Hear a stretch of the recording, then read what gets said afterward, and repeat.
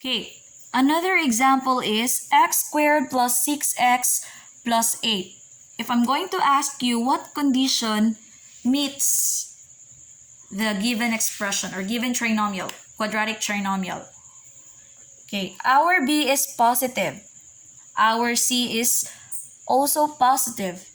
So what condition meets the example? If I'm going to ask you, okay, it is the first condition. Ito. Ayan, same sila, di ba?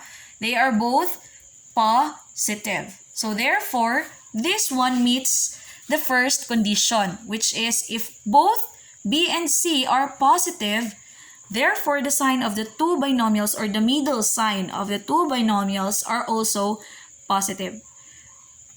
So the answer must be x plus c times x plus c. So ang middle sign will be positive. Okay, let's solve. Let's solve that one. Okay, first, determine the values of a, b, and c given that there is no numerical coefficient. So we have a as 1 and b is equal to positive 6 and c is equal to positive 8. Okay.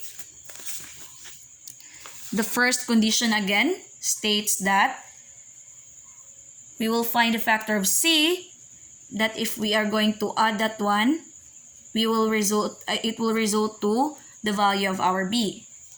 Okay, just review the first discussion if you are still confused. So just review the first discussion, which is the first condition. Okay? So let's find the factors of 8 na kapag i-add natin is magre-result siya sa middle term natin. Okay. What are the factors of 8? So we have 8 times 1. We have 4 times 2. May iba pa bang factor? Okay. Wala nang ibang factor. Okay, let's add the factors. 8 plus 1, 9. 4 plus 2, 6. So which of the factors that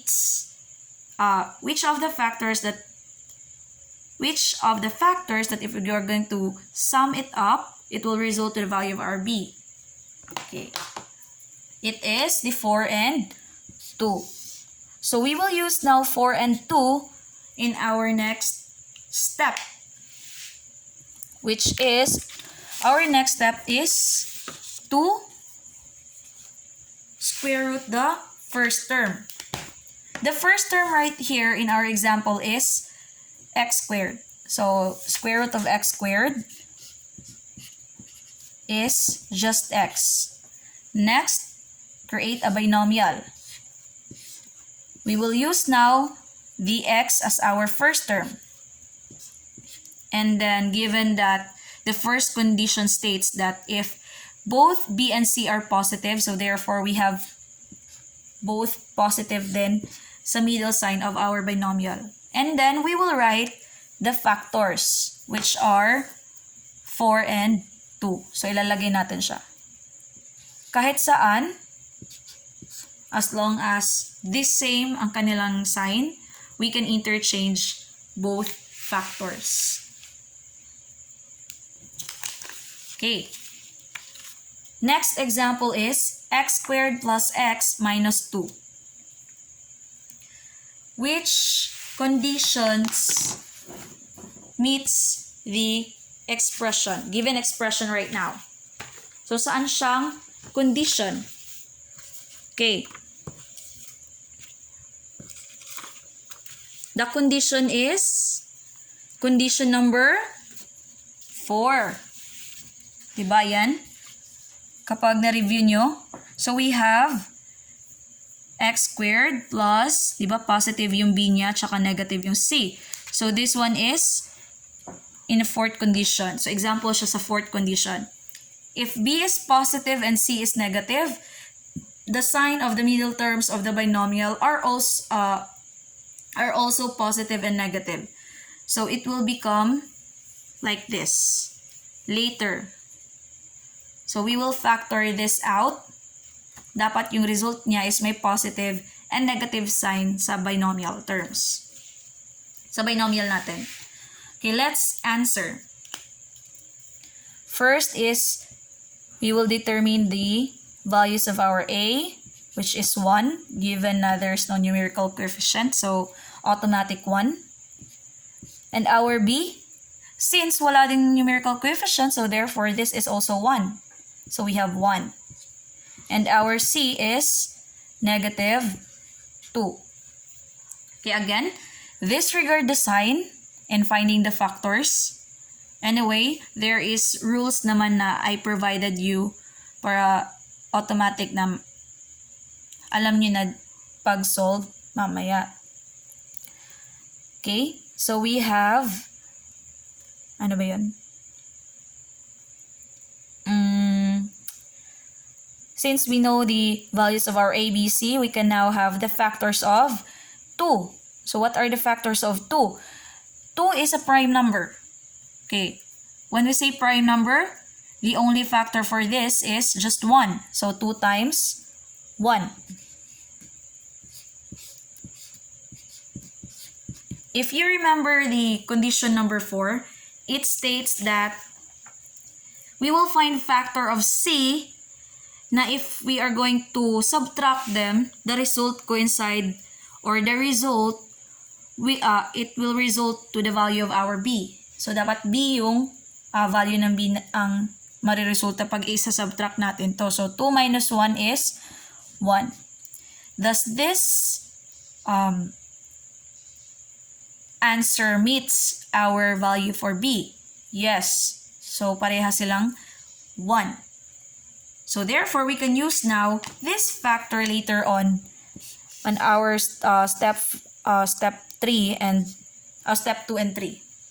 Okay, in our step 2, we will square root the first term, which is our first term is x squared. So square root of x squared is just our x. Okay. Next to that is the third and final step, which is to make a binomial. 2 binomials. Given that our first term is x, so therefore we will write x to each of the binomials as our first term. Okay, if you remember that the fourth condition states that if B is positive and C is negative, the sign of the middle terms of the binomial are also positive and negative. So we will write positive and negative. If you forgot the condition, therefore, baliki and review. If you can memorize, then memorize. Okay, so x plus and x minus. Next is we will put the factors inside the binomial. And how can we determine if ang 2 is dito or here and ang 1 is here or here? Okay, again, the fourth condition states that the bigger number, put the bigger number to the one whose middle sign is positive. So, ilalagay natin yung bigger number doon sa middle sign na positive. Kasi fourth condition to eh. So, the bigger number for 2 and 1 is 2. So, ilalagay natin yung 2 sa may positive na middle sign. And then, lalagay natin yung 1 sa may negative. So, therefore, the factors for x squared plus x minus 2 is x squared x plus 2 times x minus 1. Okay. I hope you guys learned a lot. And if you have some questions, just comment or PM me. So we will have, in our next video, we will have the case number 2. So, thank you.